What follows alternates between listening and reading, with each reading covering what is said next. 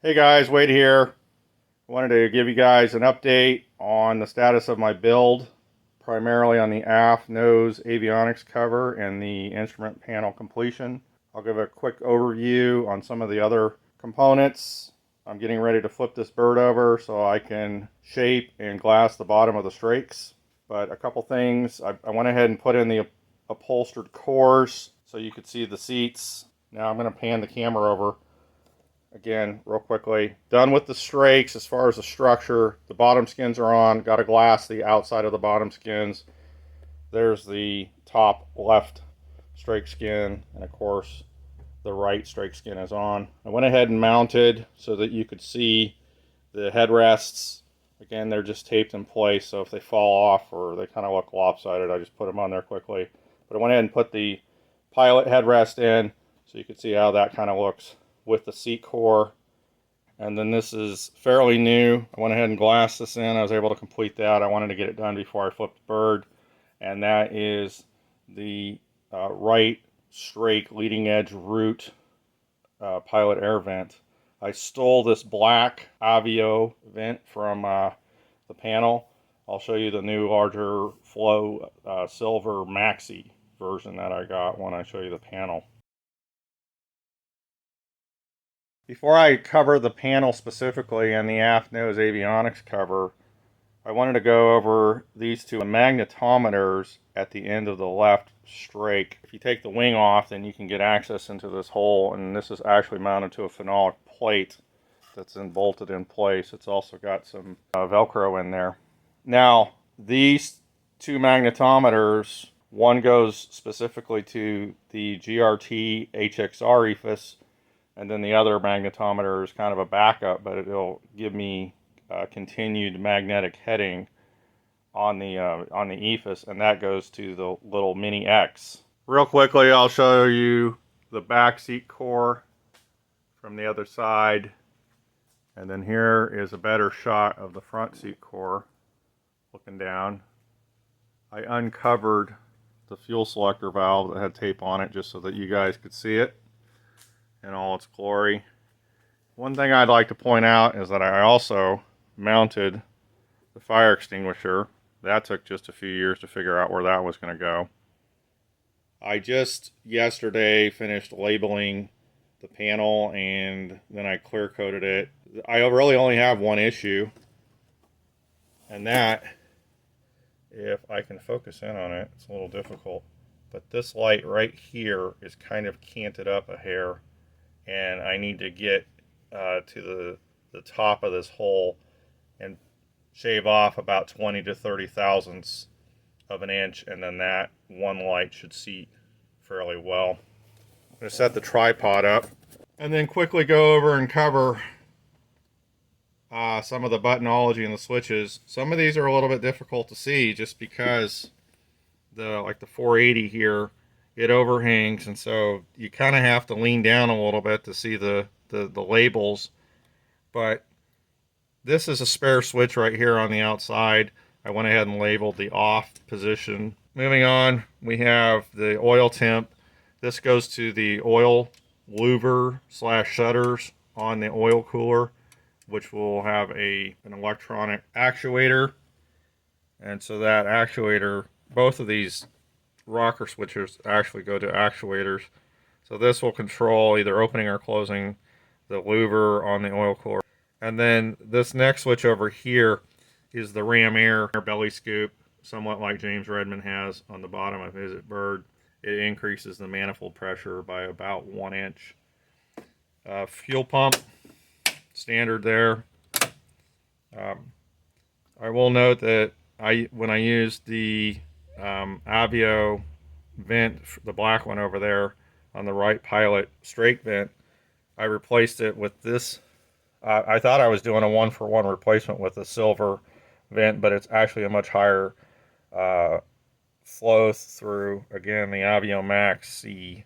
Okay, I went ahead and put the throttle handle over here because on this entire panel you'll see no switch for either the landing gear, which is this switch right here, or the landing brake, the belly board, which is this switch right here. Those are both throttle mounted. Center, starting at the top, exterior lights, you have the landing, which also you can go to wig-wag in the first position, and then once you go up, it stops the wig-wag and it goes to landing only.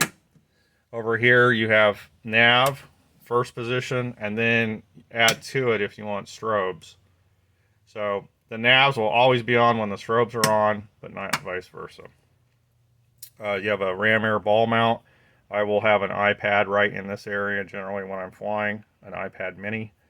Then down here you have the interior lights, which are just both dimmer switches, on off dimmer for both the cabin and the panel. You have two right there. And then down below that you have aircraft systems, pitch trim, which will turn on the pitch trim system, which will almost always be on in flight. Pitot heat, of course that's optional as required. And then this is the integrated backup battery system power, which charges the backup battery system, which will normally be on. So that right there is normally how I'll be flying. Okay, continuing on with the buttons. Okay, I'll use my trusty pointer here. Over here, starting off, you have the master switch. It's a 3-position switch. Off is down, then battery only, and then you have the alternator field and the battery all the way at the top, which of course is how it will be in flight. Second switch here is the electro air electronic ignition. And this is also, I have another undisclosed switch, I'll say that, where when I hit that, and this is a momentary up, it actually arms the starting system. I turn that back off to then use the PMAG to start the engine. This is on for the PMAG in the center position. And then this is a momentary up. That's actually my starter right there. So this goes up, and then that's what starts the engine. And then I flip the electro air up to on. And then in flight, this would be up. That's how it would be configured during normal flight. For troubleshooting purposes, I can switch between either the electro air or the PMAG, TAC 1 or TAC 2, for my TAC input that shows up on my Grand Rapids EFIS. Down here you have circuit breakers. Then you have your ELT there. We'll just go up and around. You have the Grand Rapids Mini X EFIS. Then you have the HXR USB for the thumb drive, Mini X USB over there for the thumb drive. Up in the corner here, I'll explain this a little bit. This has to do with the interlocking hinge halves that hold on the aft nose avionics cover, as does this cam lock right here, and then there's actually a cam lock right there. There's 2 cam locks on each side, so 4 total across the top. Vertical card compass. You have your True Track ADI. This right here, but that is basically my emergency warning annunciation subpanel. Over here we have the AEX, which is the automatic gear extension. And this is a 3-position switch. Start with off, and then normally it would be an AEX auto, so that in case you get down to within about 400 feet off the ground and you're in the landing configuration, it'll throw that gear down. And then if you need to manually via the backup battery extend the gear, you can look down through the hole down there and then watch as you extend your gear down. There's no limit switch on that, so you have to be careful. On this side, this is all auxiliary power. In case the main alternator fritzes out and goes offline, then I have a vacuum pad backup alternator, and so I would turn on the E-bus, which isolates the main bus, and so I already know that I have a certain number of components on the E-bus just by itself, and then I turn on the auxiliary alternator, which is that SD8, and it feeds the E-bus, and then I can cruise on for as long as I have fuel after that. But again, I have an integrated backup battery system too, so I have about a 3-layered system as far as electrical on this aircraft. In the center, we have the GRT HXR EFIS. This is a touchscreen EFIS, so you can move things around on the screen, kind of like you do on an iPad or cell phone. Then above that is a row of 8 Cori indicator lights, and it pretty much starts from when you're on the ground doing ground ops. Parking brake on, start armed, which is again that 2-button system that arms the starting system for 60 seconds. Okay, I tried to zoom back in. It was a little out of focus, I think, when I threw my hand in front. But again, you have the HXRs here and then across the top, starting from the ground ops and then moving across to gear up transit, gear down transit. I may go to one single light for the gear. Ram air open. That's if I'm down in the landing configuration and I get down below a certain speed, it kicks on the pitot heat and the taxi light. And then right next to that over here is the Trio Avionics ProPilot autopilot. It's a 2-axis autopilot. I wanted something separate so that if need be, if my EFIS went down, I would still have autopilot capability, something external. The Trio works very well with the GRT system. It's pretty much seamless. And then right next to that, if the EFIS were to go down and I needed to drive the autopilot just off of the Garmin GNS 480 GPS unit, I could just flip this switch over here to GPS, and then I would still have my autopilot going off of a flight plan that's loaded into the GNS 480. So up here, it's just a clock timer, MGL Avionics, fairly simple. It does have a timer, so to keep me straight, at least initially, on doing the fuel tank switches. And then above the GNS 480, again, we have a row of 6 Cori lights. I really won't cover those. Those are just external enunciations of what you actually get on the screen. But, you know, it lights it up, so it's a lot more visible. So that is the instrument panel. Now, over on this side, there's one of these nubbies over here, and then there are, again, 2 cam locks. And I'm going to remove all of those, and then I'll discuss that as I show you the aft nose / avionics cover. Okay, so I've removed the 4 cam locks from across the top of the instrument panel here. And then as you can see, I've loosened up these hinge pin or securing rods, I guess you should, I don't know what to call them. But one other thing I want to point out is I took out the very standard round knob for the nose hatch release. I had made this red one up quite a while ago, and it seemed a little bit more robust, maybe a little heavier, but it's really not that much heavier, and it seems like it has a much better pull action. So I put that in there. I'm still waiting on some Adele clamps that I ordered to actually tighten that cable down. So I can't show you the pull action on the nose, but I just have it popped open a little bit. There's that nose hatch right there. Then I just finished these elevator root fairings there on each side. I'm just going to show you this side for now. And then just after that, holding just a little bit of a flap down to make sure that stays nice and pinned and secure against the nose / fuselage during flight, and is not flapping around or getting any air or water or whatever up in there more than necessary. I added this cam lock here again on each side, and then down below, if I can angle this up, you'll see that there is a nub that sticks out from the sidewall, and then there's a little divot in this fairing which is mounted to the aft nose avionics cover. It's not mounted to the sidewall of the aircraft. Yet another reason why I wanted this cam lock here is to help secure this, because this has got some aerodynamic forces on it, somewhat. But so you have this nub right here that just basically has a hole through it. There's a cam lock that will be secured to the nub, so even if it loosens during flight, it's not going to be flying out. But it goes into this recess on the fairing, and then in the fairing is a cam lock receptacle. So the fairing gets locked to this nub on the side of the aircraft. So this is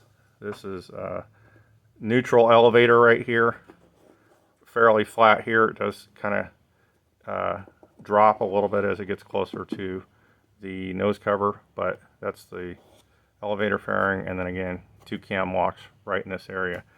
There are 16 hard points on this entire cover that secure it to the aircraft, and one reason is because this cover is fairly large and it's fairly light, so I definitely want to make sure that it stays on the aircraft.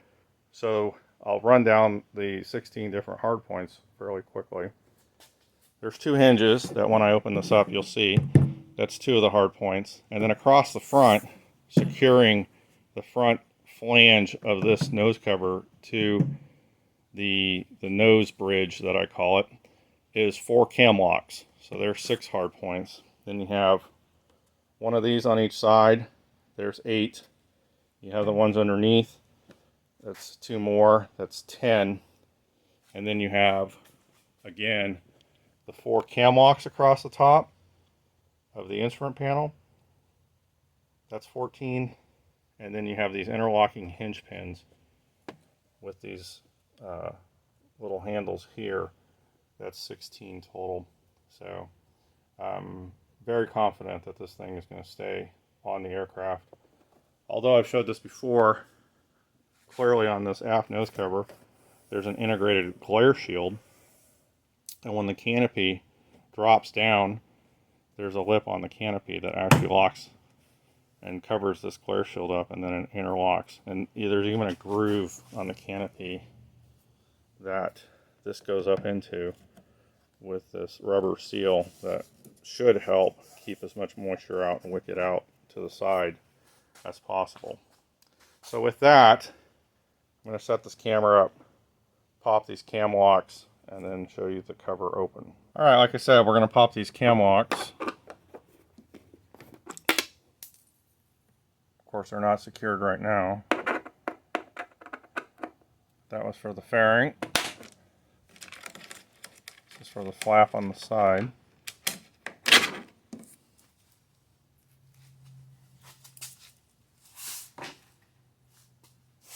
And then to open this thing up, I just give it 2 wraps on the side like that, pops it up. Once it gets up to this point, it's simply a matter of grabbing it, and then it's a little tight up front, and I don't have any way of securing it in the open position just yet, so I use these foam blocks. But there it is in the open position. We'll get a wide angle view, and at this point you can see, try to get the light out of there, you can see tabs that go down through this top section right here, those 4 grooves, and then that is what interlocks with the cam locks on the face of the instrument panel. And then also you have your hinge halves right here, which then drop down into place, and there you have the hinge tabs on the longerons, which then these guys right here slide into and interlock with those hinge halves. So that is the 6 securing points as far as the instrument panel. We just saw these 2 right here. Here's a good shot right here of that nub. Sorry for moving the camera around so much, but there's that side nub that secures the fairing into place. Then of course you've got this gap right here. That's a standard size 1.5 inch wide elevator fairing that's called out in the Ron's canard plans, by the way. And then of course you have the actual elevator fairings here, and then that shows you it's the same type of threaded cam lock receptacle that I have in these guys up here. So those are pretty handy. Now on the nose side, when you put the cam locks in, You can actually see maybe one over here is installed. It's just hanging kind of free. But the cam locks go from the nose side back into these receptacles here, and there's 4 receptacles across that are attached to the flange on the front side. And then of course you have your hinges. Now this flange, it has 2 purposes. It not only secures these cam lock receptacles to then be locked to these tabs on the bottom side of the nose, but if you look closely, there's a B seal right here, and then this flange compresses that B seal, and that is helps, of course, keep the water out, any moisture. It helps, so I'm sure I'll be tweaking and dialing that in as I fly this thing. But there is the aft nose / avionics cover. Of course, both the instrument panel being labeled, clear coated, finished is a huge milestone in and of itself. And then of course you have this guy, which was quite a beast, this aft nose / avionics cover. It took quite a while, a lot of hours on that, but once it's complete as it is now, and then of course I'll finish it, paint it and all that, but it is, I think it'll be very, very useful, considering I can get in here and get to all these avionics with this wide open hole up here. Very nice. And then of course the canard. There will be GPS antennas and other components mounted on the canard that if I need to get to, just maybe a minute or 2 popping some cam locks, maybe 3, and I'll have access to all of that. So I'm very happy with this. So for closing this, I went ahead and lowered this a little bit, repositioned the camera.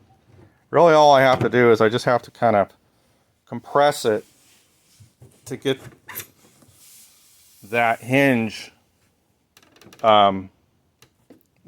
piece into that slot, and then I do the same thing on this side. Give it a quick wrap, and then it's ready to be sealed up as far as all the cam locks and these hinge pins on the upper corners each side of the instrument panel. Again, when I glassed the nose, I worked this interface fairly well. This still has to be pulled down just a hair. There's a little bit of a flange as far as glassing left to do to compress that B seal just in this outer corner on each side. But as far as the integrity of this being secured to the aircraft for flying, I would feel very comfortable doing that. This, of course, is just to keep moisture out, but I do want to suck that down just a hair to even that up for finishing, and then I'll work this seal right in here over the canard. Right now, I have to redo some of this canard because this cuts in so much. I didn't realize that it wasn't going to cover all that in the canard or on the canard. And then, of course, again, you have the fairing here, which pretty much flows with the canard, and then it just goes down. So I'm very happy with these fairings, and I'll show you a little bit here. While this isn't tightened up, so it's catching a little bit. But once these pins are in place, and I will also account for that. So I'll make sure there might be a little bit slightly larger gap, but I want to make sure that if this comes out, if I lose a cam lock or something, then I have plenty of clearance, so that won't affect, locking up the elevator. I'd already planned on doing that. But very happy with the aft nose avionics cover as well as the finished instrument panel. So that's it. Thanks for watching. Cheers.